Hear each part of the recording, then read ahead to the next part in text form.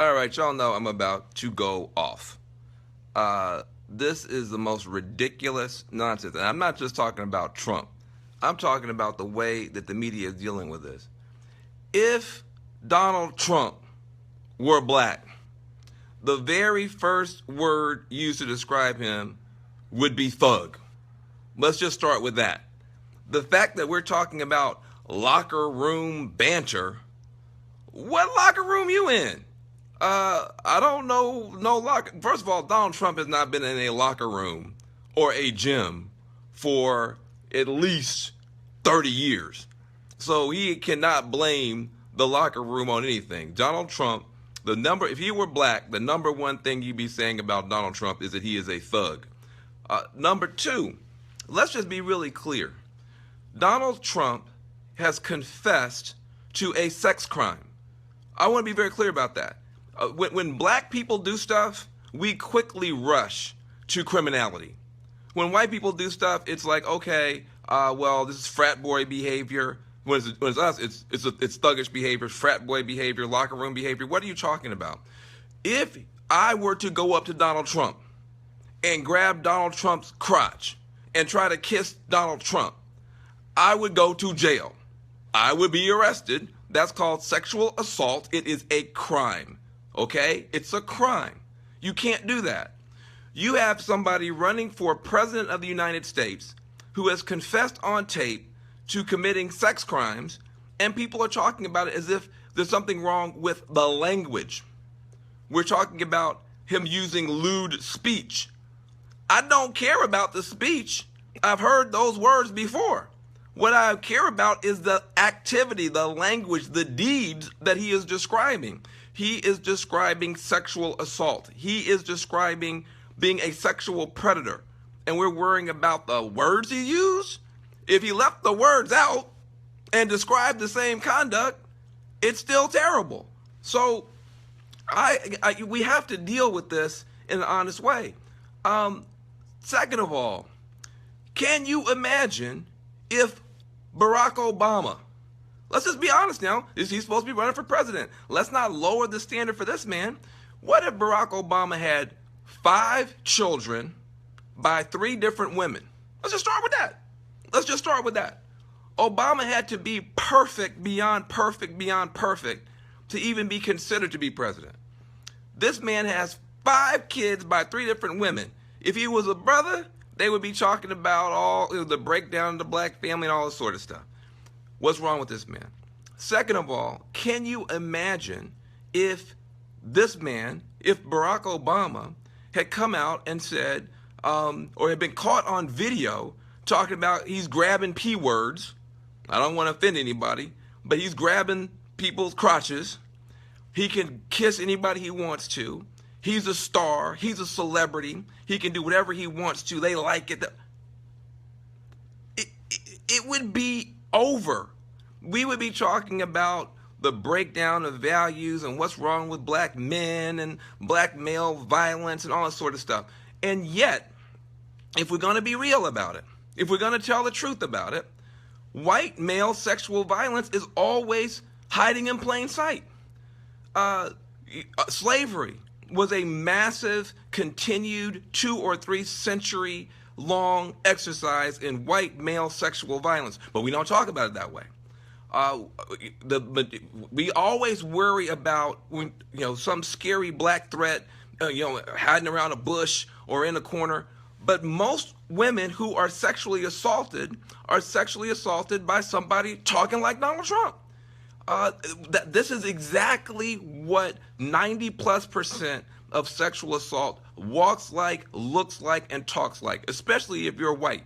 This is your number one nightmare, somebody acting like this. I have not heard this man called a thug. I have not heard him called a sex criminal. I have not heard him called anything except someone who spoke in a lewd manner. These words might offend you. Listen, it's 2016. Those words are all over the place. If you got kids and they're on YouTube, they hear the words all the time. That's not the problem. The problem is the deeds. The problem is the conduct. The problem are the things he is doing, and the idea that this is somehow the law and order candidate. Let's be very, very clear. You want to get deep with it? Let's get deep with it. This man wanted 5 young men, African-American men in New York, the Central Park 5, not to be convicted, not to be in prison, but to be executed for doing what? For doing what? Committing a sex crime, which it turned out that DNA evidence showed they are completely, utterly, and totally innocent of. The very same day that this fool is out here getting busted with this videotape, the same day he's telling people that he thinks that these 5 innocent young men are actually guilty. You missed that because there's so much going on with this lunatic. That these 5 innocent young men who spent years and years in prison, in part because he whipped up so much hatred against them in New York City, he says those people are guilty and yet he's innocent. Notice how you can see criminality with young black men, innocent young black men, still seen as criminal by him and by others. And yet here is a sexual predator hiding in plain sight on his way to the White House, and nobody is calling him a criminal. Nobody is calling him a thug. Nobody is pointing out that the behavior that he is describing is unlawful. Then, if you want to get really deep with it, look at how the term super predator, because I'm mad at everybody tonight, super predator was being used, yes, by the Clintons and by others, including by some African Americans, all through the 90s. And yet you have a super predator running for president. What's more of a super predator than somebody who uses his power, his position, his physical strength to impose himself on women? Listen, if Donald Trump were an NBA player, hey, if Donald Trump were Tiger Woods, this would be completely, now everybody, oh, I'm appalled. I wonder why his apology doesn't seem to be very effective.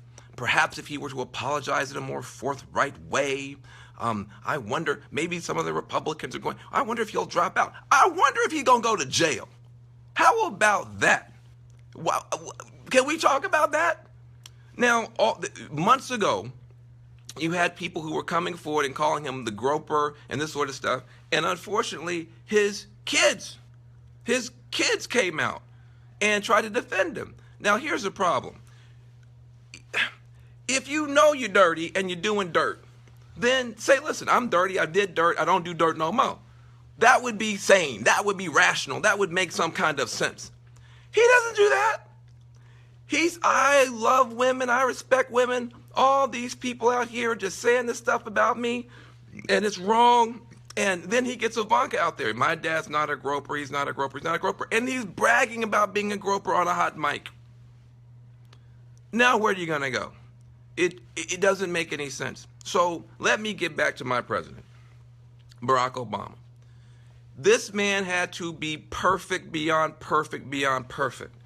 And so they had to make up stuff about him. They make up that he is a terrorist, that he wasn't born here, and all this sort of stuff. This man has gone through 3 marriages, and please do not forget, when he is on the air talking about all this stuff, and not just talking about quote unquote straying in his marriage, talking about sexually assaulting people. This is 3 months into his new marriage. This is a remarkable development, but the way that it's being talked about. Don't forget, you had Richard Sherman. Don't forget Richard Sherman, a Stanford-educated African-American athlete who all he did was spike a football and talk a little trash. And we spent 8 weeks talking about, is he a thug? And calling Richard Sherman, a Stanford-educated top athlete who all he did was spike a football, he's a thug. That word thug is interesting because you would think that if he's a thug, if spiking a football and talking some crap makes you a thug, what is Donald Trump? But you don't hear that word because it's become a racialized word. Somebody said that his wife was pregnant at the time. This is deep. The other thing is, when you talk about and when you think about the situation that we find ourselves in now, the racism, listen, people, oh, well, why these guys bring up race all the time, et cetera, et cetera. White privilege is amazing. And by the way, let's talk about male privilege. Let's talk about heterosexual privilege. What if Hillary Clinton was going around talking about grabbing folks' crotches? I mean, if it's all even, if sexism is, don't play the gender card, don't play the race card, that's just, we're sick of hearing that from you guys. Quit complaining. Okay, fine. If everything's even, Steven, what if Hillary Clinton was running around grabbing folks' crotches? What would we be having this conversation, or would she be on the first ship to Mars? Okay? So, male or female crotches. So, we are in a world, it's not double standards. You're in quadruple, quintuple, exponential standards. I don't even know the math. I need a class. I need some calculus to figure out the number of double stuff that's going on. No black man in America could be in this situation talking about, I'm looking at TV. No black man in America could be in this situation without the entire universe coming down on the whole black community, number one. And number two, no woman can even think about going around grabbing nobody's crotches and bragging about it, male or female.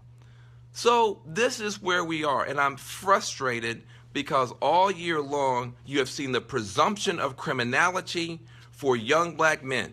And no matter what you do, if you slightly, he should have just given up the cigarettes. He shouldn't have looked this way, shouldn't look that way. He's a thug. He's a criminal. What's the cop supposed to do? Kill him.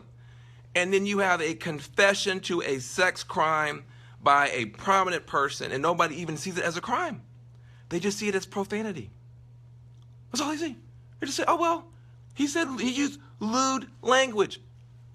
It's not the language. What if he had said it in a nice way? What if he had used, some clinical term for what he was grabbing against somebody's will? Well, then is it better? You cannot see. This is why poor people, they steal something. It's class too. Class involved too. It's poor people. If they steal something, they go to prison forever. But if you're rich, you can steal on Wall Street your whole life, and nobody's mad. See, if you're poor and you use some, you hit a blunt on the street corner, go to prison. But yacht clubs, country clubs, Ivy League schools, they're doing drugs all the time. Don't ever see a police officer. This is why we are upset. This is why people are marching. This is why people have to say Black Lives Matter. It's not just the hyper-criminality of African Americans. It's the presumption of innocence and non-criminality of white Americans, no matter what crazy thing they confess to. This is not an accusation. This dude is confessing. So I'm upset. I'm frustrated. I'm furious. This is ridiculous. If Donald Trump were black, he'd be up under the prison, and the word thug would be all over the internet, all over the TV. It would be a wrap. And yet, he's still somehow going to be treated as somebody engaged in frat boy behavior or locker room behavior. What frat boy behavior are black men allowed to engage in? What locker room conversation are black men allowed to engage in before they get called criminals? I'm done for now.